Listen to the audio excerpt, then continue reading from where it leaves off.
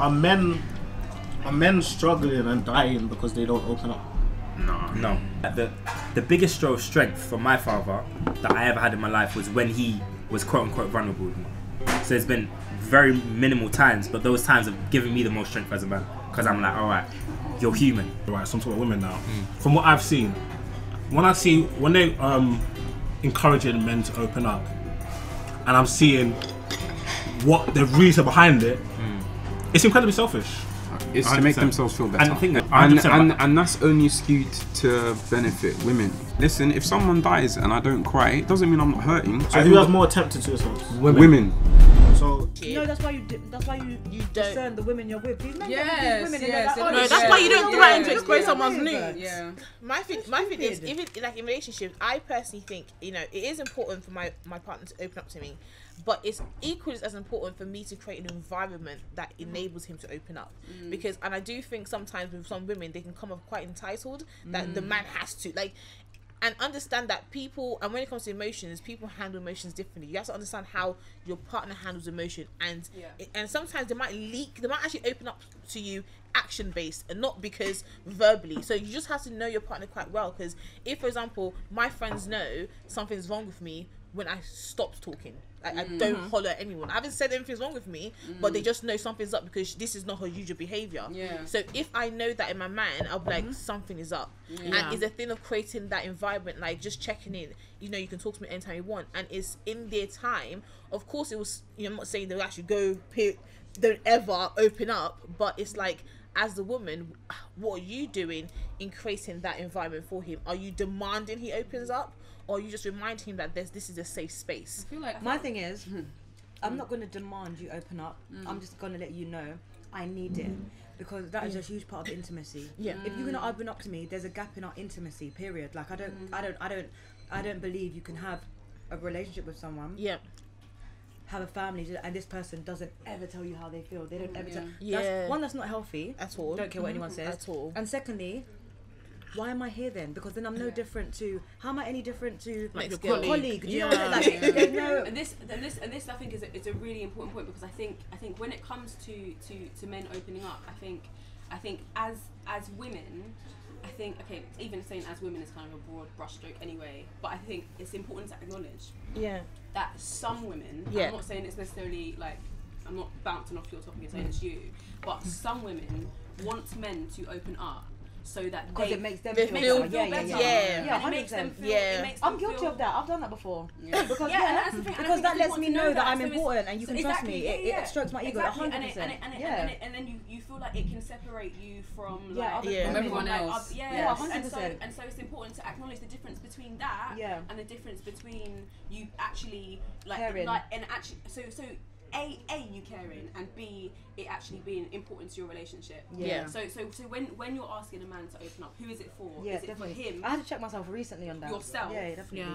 And or the I agree. I feel like naturally as well, just speaking from experience, I think I've done the thing where I've tried to force someone to open up before, and then I've also been with someone who just naturally, I didn't have to ask. So I feel like sometimes when a guy sees you in his future, when a guy is taking you seriously, he will naturally just tell you things about himself. No, I don't think that's true. We do not live in a vacuum. Like, we do live in a patriarchal society, and we do live in a world where if men do open up, they are going, sometimes, if it's in the wrong spaces, they are going to be laughed at. They are going to be seen as weaker. So like, you can't just completely discredit that.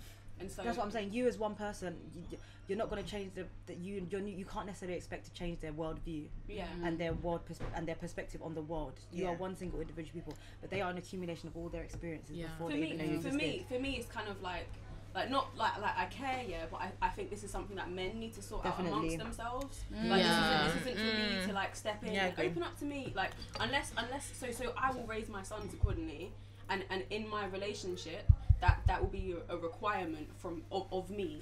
But like on a broader scale, Yeah, you lot need to sort definitely. that out yourself. I think with me, I try to create that environment where it's comfortable, where if you come with me with this, if I can't help, I'm at least going to try and comfort. If you don't want to come, it's okay, but that can't now inform your behaviour towards me for something you're not letting me be privy to. So you can't now say that you're going through something, so now you're giving me the cold shoulder, this and that. You're not letting me know what's going on. I feel like an outsider now. You're pushing me away. You're telling me, and you're not letting me in to what's going on, but I'm supposed to just bear it, and to what extent. So if you don't want to open up, you need to know how to handle yourself. You need to have that accountability to yourself and not brush it off on me and make it my problem when you don't want to inform me, so we can't tackle it together. And I feel like with that, a lot of times there's this idea of, you know, women showing and being humble, or they uplift women who didn't know what the guy was going through, and the guy subjects them to quite a lot of pain because of it, because they want to open up or say what's going on with him or to her, and she stuck around, so therefore now she's a golden egg because she stayed. But it's like, it's so unfair to other women, because it's like, if you're not open up to me, why should I then take the grunt of what you are trying to keep away? Because it's like, if I didn't know, like you said, why should I necessarily now take all the abuse that might come from everything that you're trying to internalize? And it's just like, if I leave, am I the bad guy? Or, you know, and then you uphold another bad guy for leaving. It's like this, like this one the lever boy. I would never be the bad guy. Like I hate that when like it's all like glamorized. Oh, women who stay, we I hate it. You're the real MVP. And it just makes me feel like women, society just love women being in pain and suffering. Because like, why can't I just have as a woman an easy sailing life where in a relationship I don't want pain, I don't want headache, you don't want headache, so why do I have to go through it? Life can throw it to you, the blood, but not from him all the time. Like yes, we're gonna have a one-off, like, okay, don't do that again, but I'm not gonna go for 10 years, babe, and then you're gonna come out and say happy 10-year anniversary, you've been a real one. No, because I would have been for the whole 9 years. I boxed her in the face. I did this. I stole her money. And she stuck around. It's part of the system though, because like, men reward this behavior because they actually need it. Like, they wouldn't get away with some of the things that they do if women didn't stick around through, like, you see women put up with so much, and it's like, we're reared from so young to like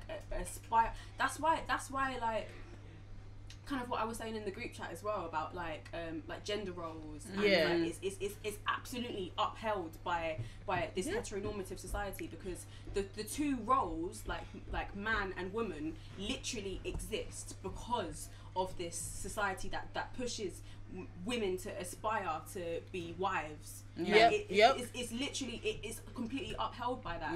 And so for patriarchy to exist, men need women to want to be loved. I think even going back to the Bible as well, that's why I find certain things very problematic, even being a Christian, like the idea of being a helpmate. I feel like a lot of people abuse that, and I really don't like that term. Why is that my sole purpose to help? Why can't you help me? And you see a lot of like pastors even saying things like you're meant to help him bring his vision to light, as if you don't have vision. As if you're blind. Like you're blind. What are your characters before? You know, what was he doing before I got there? And it's like, why is that my sole purpose? So I just drop everything that I'm doing. And that's the one thing I'm grateful for. Like, my parents are together and stuff, and my dad like, when it comes to like my romantic life and stuff, my dad doesn't. It's not that my dad doesn't care. My dad, you know, you get sometimes you are very protective. My dad's not like that, because my dad doesn't care. Like, who I'm dating, my romantic life isn't a concern of my dad's, and that's not to say he doesn't care. He doesn't want me to be a great guy. There's no but for pressure. him, do you know what he talks to me about? He's talking about what I'm doing with my career. My dad is talking to me about like what I'm doing outside, like all kind of like my extracurricular activities. My dad wants to talk to me about astronomy, philosophy. He doesn't want to. He doesn't care who I'm dating. You're a big woman. You're a big woman. I believe that I've raised you in a way where you are able to discern and make good decisions about the people you date, and I trust that if you ever have an issue, I am here. But my dad doesn't care. Do you know, it's interesting, because I think in families where like that kind of narrative is pushed, I actually think it's pushed more by the mothers. Actually, 100%. Mothers tend to baby. I always say that, and that's why men want to marry their mothers in their wives. They look for their mothers in their wives. Yeah, they do. And it's just like, so if you're not even given, that's why a lot of times you hear a lot of men say, well, that's what my dad was having. My mum cooked for my dad, so definitely They don't make women like my mum no more. yeah, Like, so thinking, okay, cool. If you want that, Love then your by all mum, means, man, sir, go stay home, stay in your parents' house. Because my thing is, you can't take that and come to another woman who probably didn't have that growing up. If, for example, if she did and she's willing to do it, cool. But for me, it's like I grew up in a household where my mum was a housewife. My dad is a sole earner, so we have all girls. So all the girls in the kitchen, all girls in cooking. But then growing up, I realized I can cook. I hate to cook. I can cook. I hate doing it. And it's like my parents are seeing it now that. Oh, you don't cook. You're not. I'm not domestic, and I'm not. I'm so sorry. I don't have to be. I'm not saying that when I have kids, my house will be a filthy mess. But I'm just saying it's not. I will make sure it's split between my husband. It just won't be me because I don't like cleaning the toilets. I don't like taking out the bins. So someone has to do that, and it's finding the right person. But I can't be for a man who wants me to now. That's your sole responsibility. That's my only thing to do in this. No, because I'm going to be at work. I'm coming home at 8, babes. I'm going to sleep when I come home. I think there's like That's a shift it. going on in terms of like gender roles and how we see women and how we see men. But I do feel like the men are more resistant to that change a little bit, just as a result of what they're seeing from, like, doesn't benefit them with their parents. But I feel like patriarchy does not benefit even the men themselves. I think everyone loses, but someone wins a bit more, and it is men that are that gain from it. It is the patriarchy, not necessarily. You just have to be different. Do you want me to elaborate? I feel like people cope with things in different ways. So sometimes you can open up, that might help you feel some relief from the emotions that you're penting up, but then sometimes you don't. Like some guys, like I know someone who goes boxing, and that's a good way for him to relieve himself. Or that's not going to work for every problem. It's not going to work for every problem, but sometimes, like you say, you call everyone on your contact list. That doesn't always help the problem. It just helps you feel better, and that's sometimes what we want. So if boxing is going to help you and not opening up is do you know what I mean? It's relative. I'm talking about on an ultimate level. I don't necessarily mean speak to people. friends. Do you even speak to yourself? Some people aren't. Some just box it away. They don't even actually deal with it. So people will go boxing to not think about it. But we all do things to not think about it. We all do things to not think about it. You can only do that. But it's still an issue. It's still an issue. Obviously, you need to adjust things with yourself. When you say opening up, I assume that you mean. I don't even know. I mean, like you haven't even accepted it yourself. I mean both. I actually mean both. So first of all, the first step is like having a dialogue with yourself, which I think often isn't being done. And then if there's nobody in the world you can talk to, that's not good, you know. That's actually not healthy. Then that's I'm not saying bare people. I do feel like as black people, like not like open up to heal your problems, but as black people, sometimes we do this thing where we feel like we have to go through things alone. That's not always healthy, because if you have people around you, there has to be someone that you could not even go into detail, but let them know you're going through something. There's a level of duality. That's what I was going to say. I feel like there's a balance, and so I think when I hear that question, I think we're referring to people who do not have that balance, who don't maintain that balance, and people who do not have the ability. And I'm talking about people that make a decision. Some people don't have the ability to really sit down and communicate how they are feeling. People like that, you know I think that those are the people that are more violent, that they act out, because you can never experience I know people like something. that who are not violent at all. You can never experience something and never externalize it. So I feel like once you're, some people they work really hard or they work out really hard or whatever. I feel like some people that don't have the ability to even verbalize what they're going through or even acknowledge it. They act it out somehow. Yeah, but not necessarily on other people though. You might self-sabotage in some and like you said, even a lot of sexual activity or what that could be a way to cope with it. But I'm talking about just if you have that duality, if you're able to assess, because sometimes I deal with things by myself. It might not be the best way, but it gets dealt with. Sometimes. So with me, I make a conscious choice. People that don't even have that choice, everything is by themselves. I think that if they have a good outlet, they don't have to. I think it's advised that you should have the option to. You should never not be able to verbalize it at all. But I feel like if you don't, you've chosen not to, but you deal with it in other ways.